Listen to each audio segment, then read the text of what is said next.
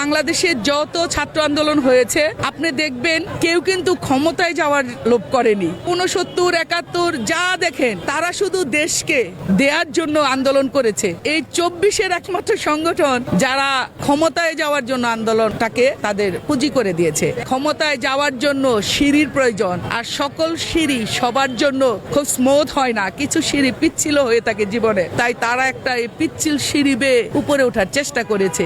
মূলত এমন কারো পিঠে চড়ো যে তোমাকে গন্তব্যে পৌঁছে দিবে, এমন কারো পিঠে চড়ো না যে তোমাকে সমালোচনার মধ্যে ফেলবে এবং তোমার গন্তব্যের আগেই তোমাকে ফেলে দিবে। তাই বাংলাদেশের সকল মানুষ, এটা কিন্তু আপামর জনসাধারণের সংগ্রাম ছিল। আমরাও রাজপথে ছিলাম, আমরা একটা স্বৈর শাসকের বিরুদ্ধে আন্দোলন করেছি, যার ফলে গণতন্ত্রের জন্য আন্দোলন করেছি। আমরা মনে করি তারা দেশের একদম সম্মানিত সন্তান হিসেবে, জাতির শ্রেষ্ঠ সন্তান হিসেবে সবার কাছে থাকতো, কিন্তু তাদের এই ক্ষুদ্র ক্ষুদ্র লোভগুলো তাদের সেই সম্মানটাকে কিঞ্চিত ম্লান করে দিয়েছে। বাকিটা পরবর্তীতে দেখা যাবে ইনশাল্লাহ।